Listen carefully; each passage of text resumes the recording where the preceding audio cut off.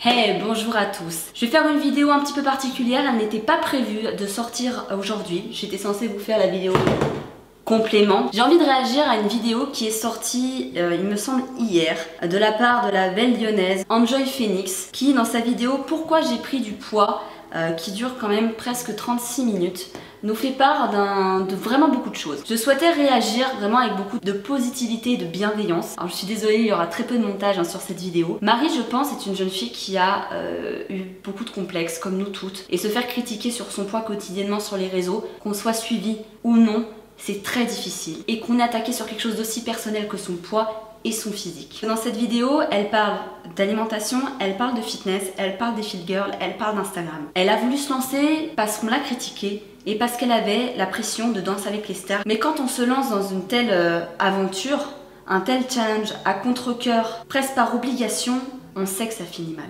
Je pense qu'elle n'a pas eu l'occasion de vivre une étape progressive. Elle a dû être profondément frustrée dans les privations et le sport intense qu'on a dû lui imposer, passant de tout à rien. Sa vidéo, pour moi, elle est très touchante, comme elle est très troublante. Et quand j'ai entendu ça, j'ai trouvé ça tellement dommage qu'elle s'arrête à cette seule expérience et qu'elle partage à ses 3 millions d'abonnés tant de frustration et de penser que le sport et le fitness, ce n'est que ça, ce n'est que de l'apparence. Pour moi, le sport et le fitness, c'est pour la santé. C'est pour être bien dans son corps, bien dans sa peau. Mais des fois, le sport permet d'être mieux dans sa tête. Parce qu'au-delà de changer physiquement, il faut aussi s'endurcir et changer mentalement. Moi-même, je suis passée par des phases quand j'ai commencé où j'ai voulu me faire une sèche. J'en avais déjà parlé sur cette chaîne où j'avais exactement vécu la même chose que ce qu'a vécu Marie, sauf que quand votre motivation, elle est que physique, ou elle est que pour une rupture, ou que pour une émission, une fois le challenge passé, on se retrouve seule. Peut-être qu'elle a voulu faire ça toute seule parce qu'elle avait honte. Honte de se dire que elle avait pris les critiques et qu'elle voulait changer à cause de ça, que moi-même, qui suis dans le milieu du fitness, je suis traitée tous les jours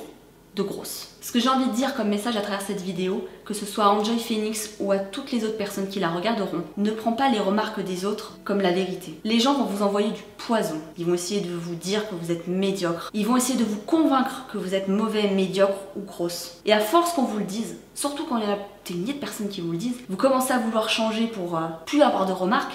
Vous le faites même pas pour vous. Vous faites juste pour qu'on vous laisse tranquille. Ça m'a tellement touchée. Mais le problème de cette vidéo, c'est que ça a incriminé tellement tout le monde. Ça a mis tellement de choses dans le même sac. Je suis d'accord, les sèches, c'est pas fait pour les gens qui veulent perdre 5 kilos. Se mettre à fond drastiquement pour trop perdre d'un coup parce qu'on est complexé, c'est pas la solution non plus. Et effectivement, ça peut créer des troubles alimentaires, ça peut créer des troubles du comportement, ça peut créer des dépressions. Mais aussi, combien de personnes sont sorties de l'anorexie grâce au sport, qui ont vu l'alimentation autrement, et qui justement ont donné plus de carburant à leur corps en mangeant mieux et en mangeant plus pour faire du sport. Et moi, il y a des personnes que je connais qui se sont sorties de l'anorexie grâce au sport, donc il y a des choses positives à en tirer. Elle dit ne plus vouloir suivre les fit girls sur les réseaux sociaux, que ça la rend mal à l'aise, que ça la complexe. Effectivement, si on regarde certaines photos et qu'on interprète certaines photos de la mauvaise manière, quand on ne connaît pas ce milieu, on peut très vite se créer des complexes et des frustrations. Beaucoup de corps sont fités depuis déjà 5-6 ans. Ces filles sont des fois en compétition de bodybuilding.